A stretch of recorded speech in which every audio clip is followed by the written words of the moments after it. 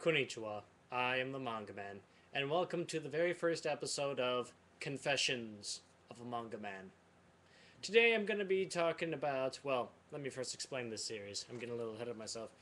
To alleviate your undenying need for seeing the rest of my anime of 2012, which I am working on, and part 3, I am saying, I predict should be out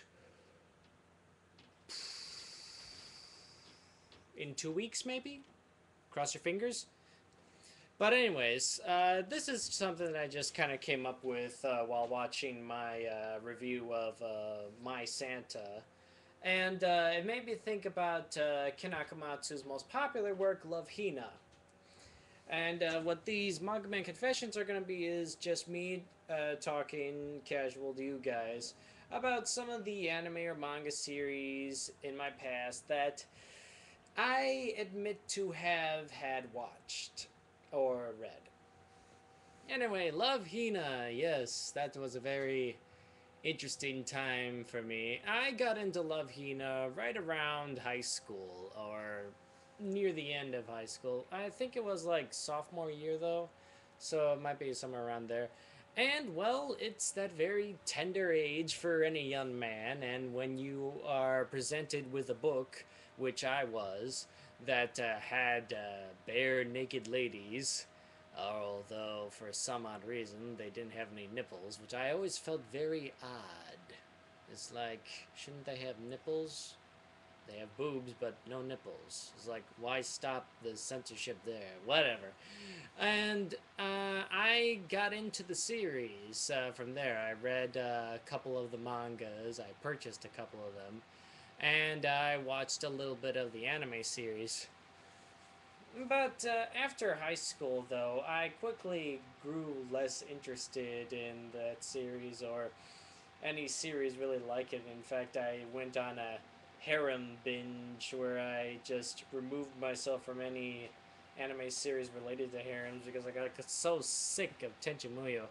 And thinking back on it, I think I know the reason why I got really fed up with it and other series of Ken Akamatsu's like Negima or the like was because again all of his stories are so formula that you can pretty much tell what it's going to be about. It's going to have a very shy, ineffective, innocent male protagonist. And what really pissed me off about Love Hina's story was this sheer looter. It well, just think about the plot of this story.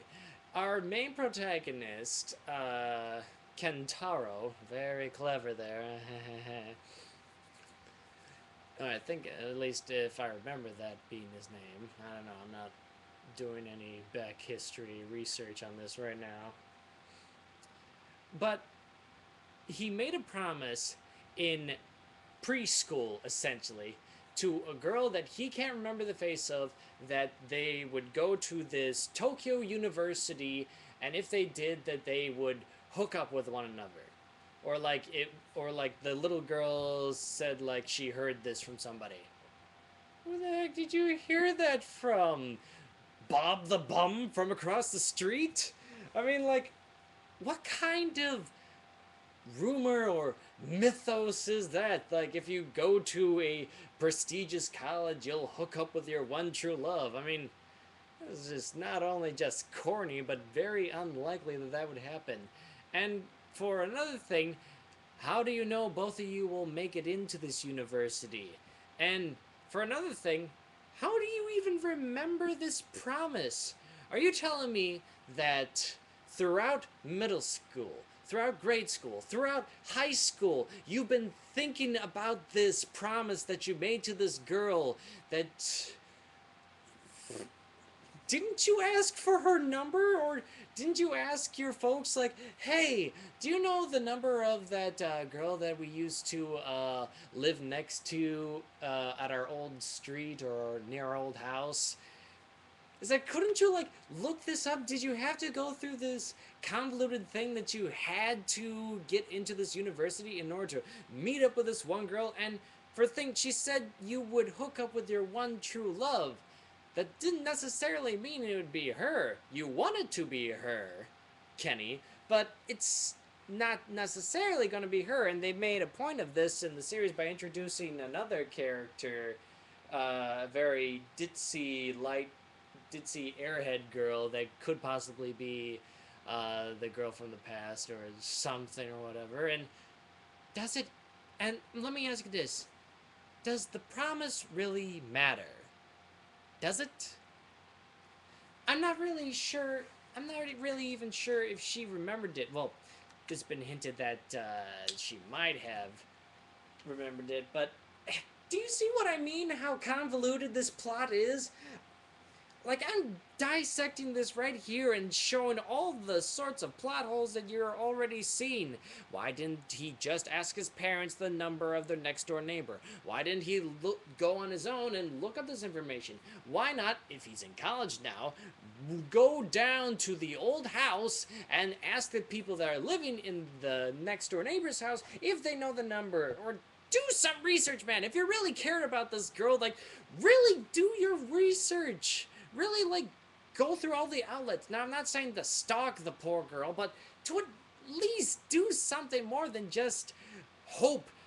Hope to God that she is also trying to make the effort to go into this university. You made this promise when you were in preschool. Come on, man.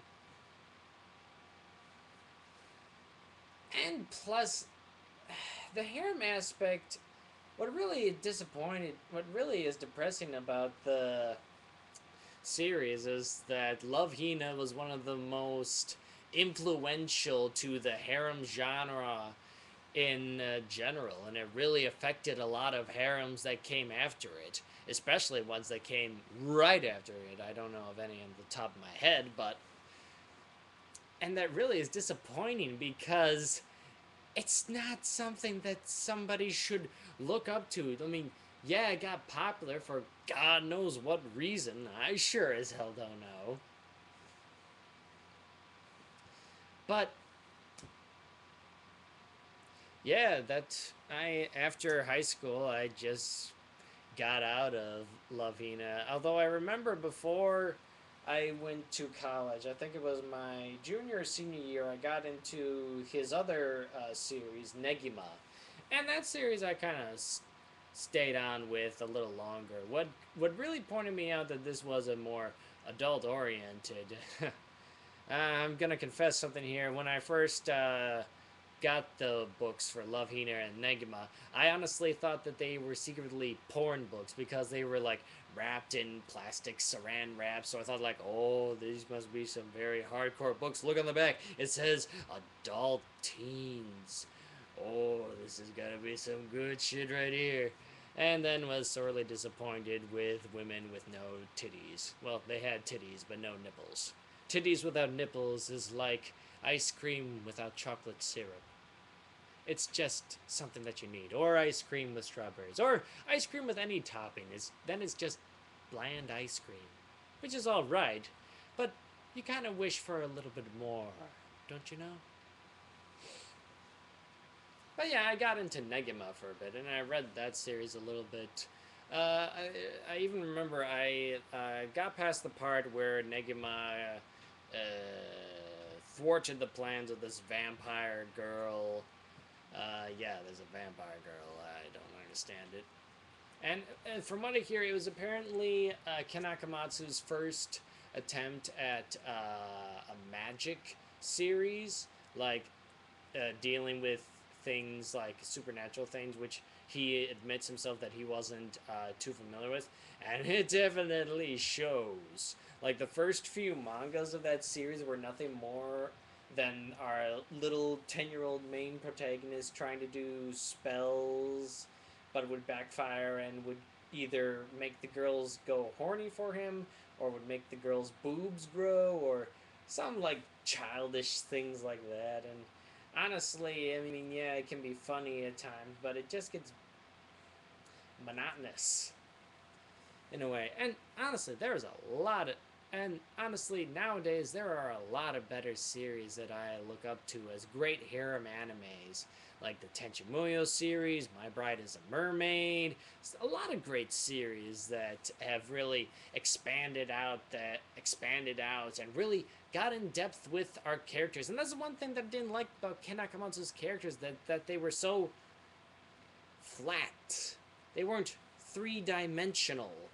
They didn't really get too in depth into the characters. I mean, they were just their personalities. You got the tsundere girl that always slap bitches Kentaro all the time for accidentally peeping on them. Like, how do you accidentally peep?